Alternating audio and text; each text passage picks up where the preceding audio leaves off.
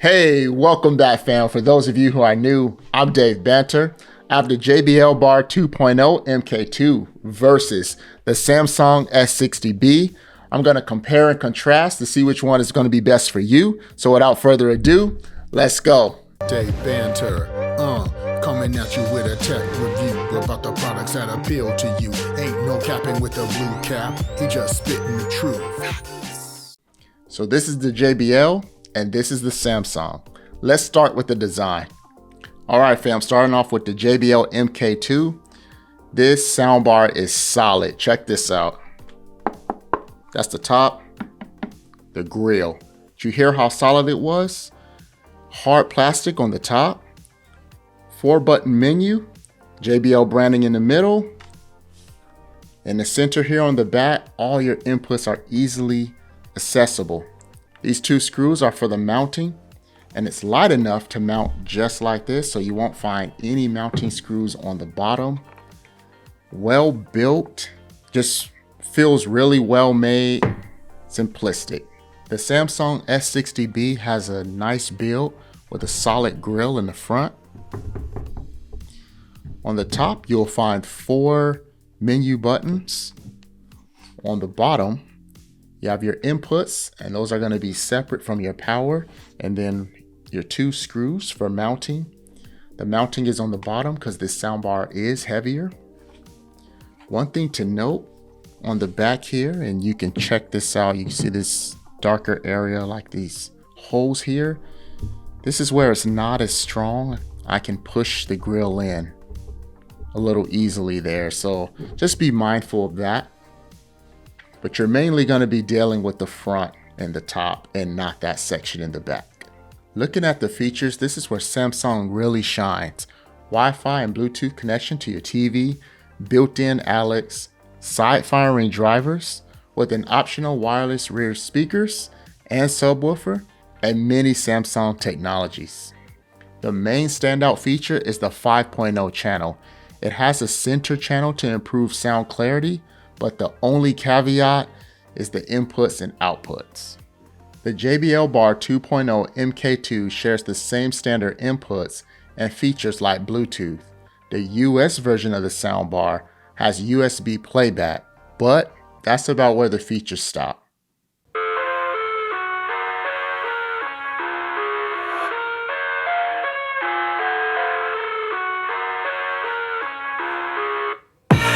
I live inside my own world of make-believe. Kids screaming in their cradles, profanities. I see the world through ice covered in ink and bleach. Cross out the ones who heard my cries and watched me weep.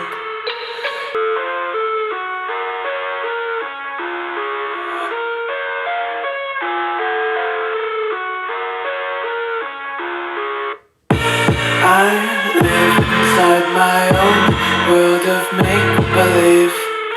Kids screaming in their cradles, profanities. I see the world through ice covered in ink and bleach.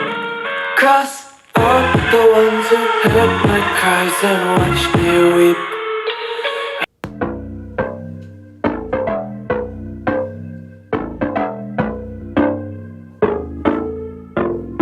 Lights they flicker and the candles glitter like you're in a thriller. Heart goes boom, boom, boom. I see figures they can get so bitter. Sure you want to enter, you can turn back now. You don't know where I've been. What's going on inside? Where the monsters like to come alive, come alive. Do you really wanna know me? I'm really not that cozy. It's up to you, so you decide, you decide.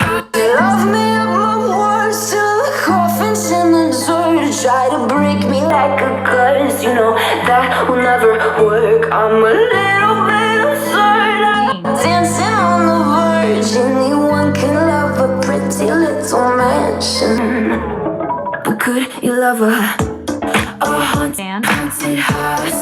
Or could you love me now? A haunted house. I'm a haunted house. All right, with that sound test, that leads us right into audio performance. And these two sound bars, in my opinion, they both did really well. Now the Samsung, it had two modes on there that I thought were very similar to the JBL. The JBL just, it is what it is. What you see, what you get, whatever phrase you want to use. The adaptive and the standard mode were very similar to the JBL. You can go back and listen to it. If you agree with me or not, let me know in the comments below. But I thought those two were very close. All the other modes were drastically different. When it comes to watching movies, I do prefer the Samsung soundbar as it just sounds a lot more fuller. But when it comes to music or whatever else you're listening to, I think you could go either way here. They're both good. Obviously, you're going to get a few more features with the Samsung with the center channel. But overall, both soundbars did great. So let's move on to usability. The JBL excels at usability. You know how they say less is more? Well, here you go. Pretty much everything is simply laid out for you. No hidden menus. Setup is easy. Choose your cable of choice, connect to your TV, and that's it. For best results, use HDMI. The JBL uses a status indicator instead of a menu, but you'll get used to that fairly quickly. There's no app support for this soundbar. If you found any value in this video so far, go ahead and smash that like button for me. Now I'm gonna talk about Samsung. Now the S60B does have app support using the SmartThings app by Samsung. You can set up the soundbar and adjust audio settings, making usability really easy. This soundbar has auto power link, so you don't need a power button. The remote is where usability tends to struggle a bit. See, look at it. At a glance, it looks real simple. But this soundbar is packed with so many features, it makes it difficult to access all those settings on the fly using this. All right. I know y'all are wondering why the comparison. Why did I take the JBL Bar 2.0 MK2 and not use the JBL Bar 300, which is a much better rival for the Samsung?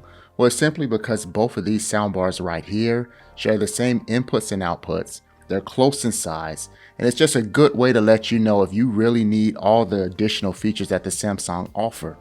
The Samsung S60B is packed with features, and it's even better when you pair it with the select Samsung TV, but the connectivity options are identical with soundbars in a much more budget-friendly range, hence the JBL Bar 2.0 MK2. Alright fam, thank you so much for watching the video. If you haven't already, smash that like button and subscribe to the channel. I really appreciate all of you. Again, thank you so much. Until next time, I'm Dave Banter. We out.